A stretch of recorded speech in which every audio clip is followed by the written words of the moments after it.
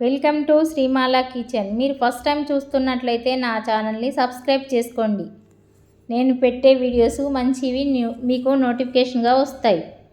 ఈరోజు సొరకాయ మటను తయారు చేద్దాం. ఇది బగారా రైస్లోకి చాలా బాగుంటుంది. ఎప్పుడే ఒకేలా కాకుండా ఇలా డిఫరెంట్గా చేద్దాం. దానికి కావలసినవి అరకిలో మటన్ శుభ్రంగా కడిగి పక్కన పెట్టుకోవాలి. ఇలా బోన్స్ ఉంటేనే టేస్ట్ ఉంటుందండి. మటన్లో మెత్తయి ఉన్నా బాగుండయి, బోన్స్ మొత్తం ఉన్నా బాగుండదు. ఇలా మొత్తం శుభ్రంగా కడిగి పెట్టుకోవాలి.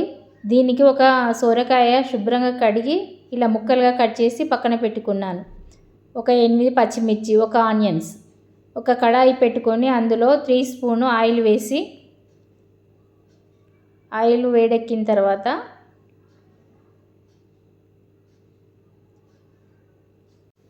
సాజీరా వేసి, సగం స్పూన్ అండి సాజీరా వేసి, ఒక 4 యాలకులు, 4 లవంగ పుల్లలు, ఒక 2 దాల్చిన చెక్క, ఒక ఆనియన్స్, ఒక 8 పచ్చిమిర్చి వేసి మంచిగా కలపాలి. ఇలా సన్నని మంట పైన వేగనివ్వాలి. ఒక 2 నిమిషాలు మూత పెడదామండి. వేగిపోయినాయి.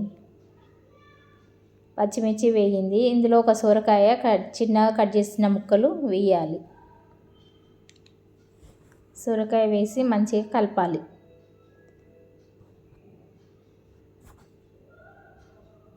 నేను ఎల్లిపాయ మర్చిపోయానండి, ఇప్పుడు వేస్తున్నా. ఏం పర్వాలేదు, ఇలా వేసినా బాగానే ఉంటుంది.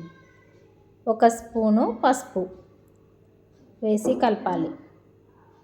సన్నని మంట పైనే కలుపుతుండాలండి. ఇప్పుడు మటన్ వేద్దాము. 2 ఒకేసారి మంచిగా ఉడుకుతాయి. ముందుగా సొరకాయ మెత్తబడ్డ తర్వాత మటన్ వేస్తే బాగుండదండి. 2 ఒకేసారి వేసుకోవడం వల్ల 2 ఒకేసారి మంచిగా ఉడుకుతాయి. అన్నీ ఒకేలాగా ఉడికిపోతాయి.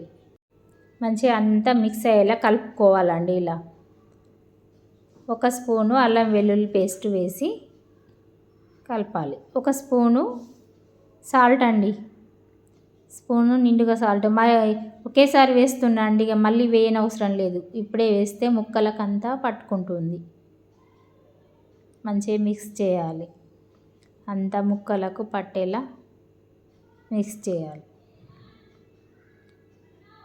ఒక 10 నిమిషాలండి, 10 నిమిషాలు మూత పెట్టి సన్నని మంట పైన ఉడకనిద్దాం. 10 నిమిషాల తర్వాత అండి చూడండి, మొత్తం ముక్క అంతా ఉడికిపోయింది. చూడు, ఇలా ఉడికితే సగం వరకు ఉడికిపోయిందండి మటను సొరకాయ. ఇప్పుడు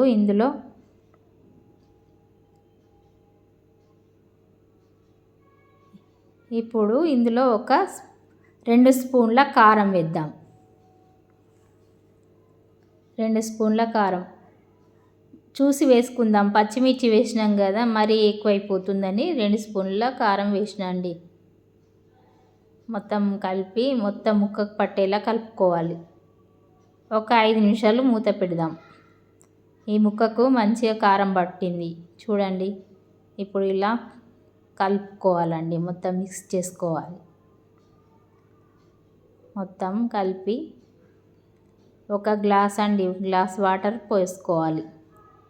ముక్క మంచిగా ఉడకడానికి ఒక గ్లాస్ వాటరు పోసినాను. చూడండి, ఇలా గ్రేవీ లాగా ఉంటుంది.